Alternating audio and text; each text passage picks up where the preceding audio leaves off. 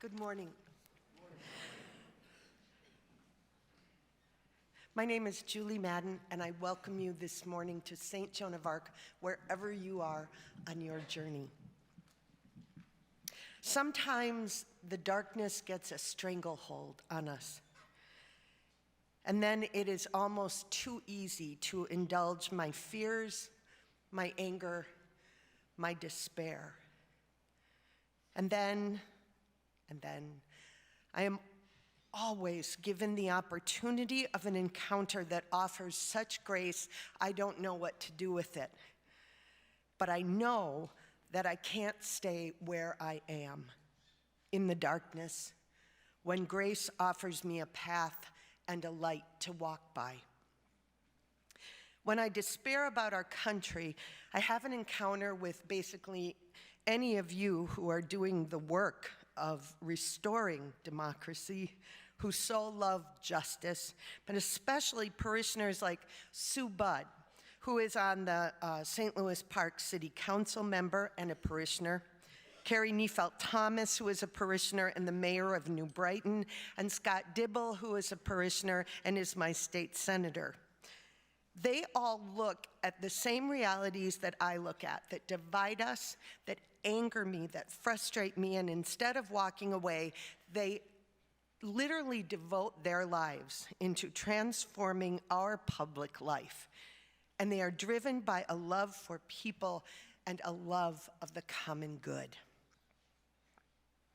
When I despair about our world, a world at war, I am offered an encounter with the peacemakers in our Welcome Center this morning who refuse to make peace with war.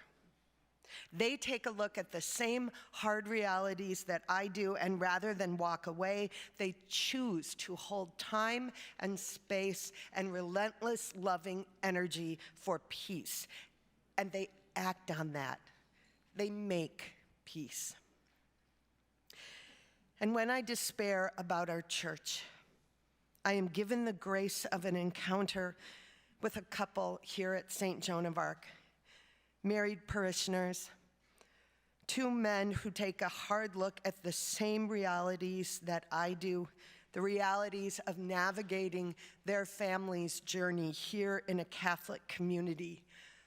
And instead of walking away, they choose again to stay and transform us.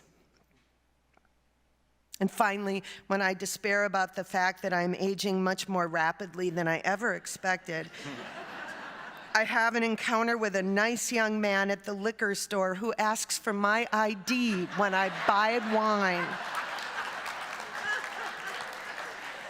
And I know it's a state law, but bless him.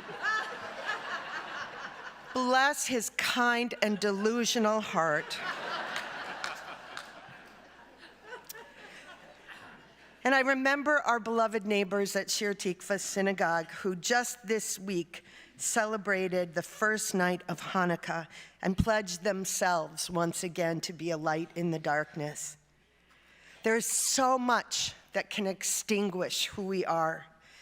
We have to keep seeking out the encounters that will challenge us and sustain us, and we have to keep tilting at the windmills of the institutions that oppress and deny our human dignity, and that is why I need community.